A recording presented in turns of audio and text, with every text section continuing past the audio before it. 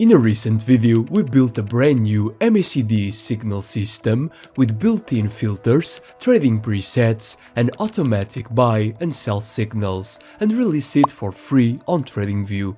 But the real question is, does it actually work? So, as promised, in this video we are going to test more than 50,000 trading signals across multiple assets and time frames to find out the best way to actually use the MACD in real trading.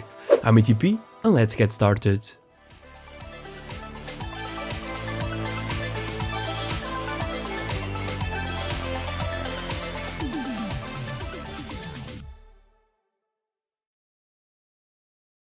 Before we jump into the tests, let's quickly recap how this indicator works. The ATP MACD signal system is an enhanced version of the classic MACD that adds automatic signals and different filter modes to help reduce noise. If you haven't seen that video yet, I recommend checking it out because it explains the indicator in detail and shows how to add it to your charts. The link is in the description below. But today we are answering two important questions. First, does the MACD actually work when traded systematically? And second, what is the best way to use it? To answer that, we are going to test the indicator under three different setups. First, the no filter version, where every MACD crossover becomes a trading signal. Second, the trend filter, where signals are only allowed if they align with the MACD's position relative to the zero line. So, in simple terms, long signals appear above zero and short signals below.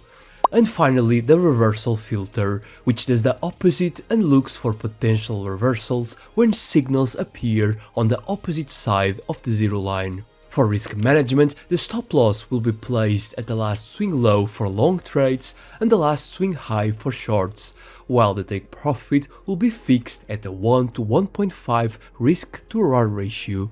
Each setup will then be tested across 4 different time frames, and for each time frame we will test 5 different assets, using all the historical data available on TradingView. And that means this test will analyze more than 50,000 real trading signals, making this one of the largest MACD tests we have ever done on the channel. Now, of course, running this kind of test manually will take an enormous amount of time. So instead, we are going to use the ATP Premium Indicators Testing Bot, which allows us to simulate trades across multiple markets and indicators much faster. Let me show you how the setup works, starting with the first test, the classic MACD with no filters. Inside the testing bot, there are more than 100 different indicators available for testing, but for this video, we'll simply select MACD as the trigger indicator, and in the indicator settings, keep the signal filter mode set to no filter. Then I run the simulation on one asset and one time frame at a time, repeating the process across all the markets and time frames we selected. It only takes a few seconds per test, but once everything is finished, we end up with thousands of signals to analyze. So I'll run those tests quickly and then we'll come back to look at the results. Across all time frames, the classic MACD signals produced an average win rate of about 37%, and some charts performed better than others. For example, the daily time frame caught several strong trends, producing one of the most interesting equity curves of this first test. But the lower time frames also showed a clear weakness, too many signals during sideways markets, which created larger drawdowns. So, while the classic MACD can work, it also generates a lot of noise, and that's exactly why we added the filters.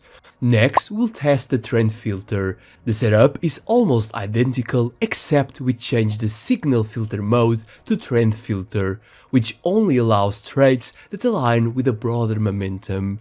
After running the same tests across all assets and time frames, the results improved. The average win rate increased to around 41.6%, showing that filtering signals using the zero line can significantly improve accuracy, and the equity curves also become much smoother on higher time frames, especially on the 1 hour and daily charts. However, on lower time frames, the filter sometimes removed too many trades, which implied missing some strong market moves. So, while the trend filter improves signal quality, it also changes how the strategy behaves. And finally, we will test the reversal filter. This setup tries to capture potential reversals instead of following momentum. And after running the same set of tests, the results revealed something interesting. This setup produced the highest average win rate of all three tests, reaching roughly 42.3%. The 30-minute chart showed some of the strongest performance, producing one of the best equity curves in the entire test. However, on higher time frames, the reversal logic sometimes struggled during strong trends, which reduced overall performance. And this leads us to the most important conclusion of this test. When we compare the three setups side by side, a clear pattern appears.